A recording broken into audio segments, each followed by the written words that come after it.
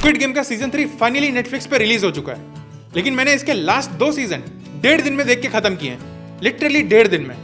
सब बताता हूँ कि मैंने इसका सेकंड सीजन जब रिलीज हुआ था तब क्यों नहीं देखा, और मैं इसमें सिर्फ थर्ड सीजन के बारे में नहीं बल्कि तीनों सीजन के बारे में बात करूंगा।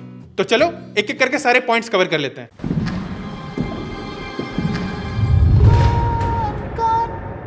कौन खेलेगा? इंडिया में नेटफ्लिक्स के कुछ गिने चुने शोज हैं जिनकी हाइप नेक्स्ट लेवल तक चली जाती है।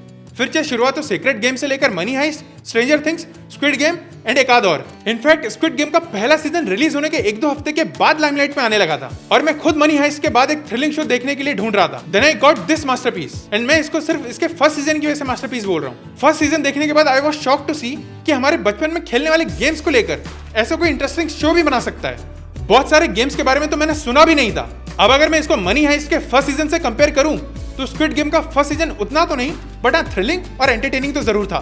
लेकिन जैसे जैसे Money Heist second third season से धीरे धीरे बर्बादी की तरफ बढ़ रहा था, स्क्विड गेम का भी यही हाल होना शुरू हो गया था। पर्सनली मुझे ऐसा लगता है कि स्क्विड गेम शो का जो यूएसपी था वही अब उसका सबसे बड़ा नेगेटिव पॉइंट बन चुका है। सीजन 1 और 2 के पहले 2 एपिसोड में 3-4 कैरेक्टर्स की लाइफ की प्रॉब्लम को शॉर्ट में बता देते हैं, और इनकी प्रॉब्लम्स का सॉल्यूशन सिर्फ पैसा है। तीसरे एपिसोड से गेम्स खेलना स्टार्ट हो जाता है। अब इसमें टोटल 456 प्लेयर्स होते हैं, और जो प्लेयर गेम जीत जाता है वो नेक्स्ट राउंड के लिए पास हो जाता है, और जो फेल हो जाता है उसको सीधे जान से मार देते हैं। सिर्फ यही एक छोटे से ट्विस्ट के कारण ये शो काफी थ्रिलिंग बन गया था, क्योंकि ये कुछ नया कॉन्सेप्ट था।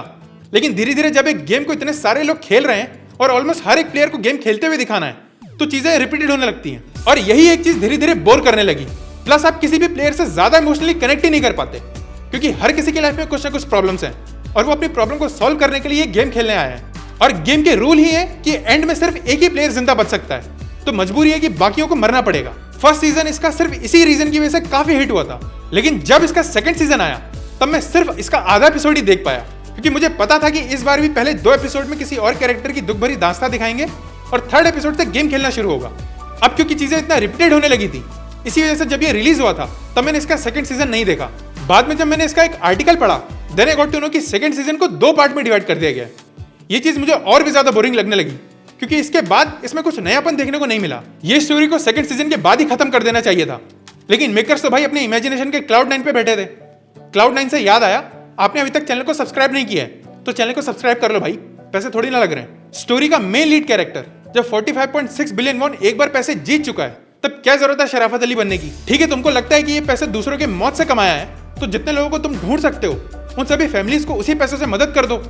जबकि यही चीज फर्स्ट सीजन के एंड में भी थोड़ा सा दिखाया, लेकिन नहीं, भाई को तो अब बदला लेना उन वीआईपी बिलियनर से जो ये गेम को दूर से बैठ के मजा लेते हैं। चलो एक बार के लिए मेकर्स की बात मान लिया कि भाई तुमने सेकंड सीजन इसी बदले की स्टोरी के आसपास रखना था, लेकिन लगता है मेकर्स के सर पे किसी ने डंडा मारा तो सेकंड सीजन को 2 पार्ट में डिवाइड कर दिया। चलो वो भी दिल पे पत्थर रख के मान लिया, लेकिन जब थर्ड सीजन खत्म होता है तो तुम्हारी कहानी किसी अलग ही टेंजेंट पे घूम जाती है। लास्ट में ज्ञान भरा मैसेज देके मेन लीड कैरेक्टर को ही मरवा दिया, और जो तुम्हारे स्टोरी का मेन प्लॉट था कि वीआईपी से बदला लेना है, उसको गधे की गांड में डाल दिया।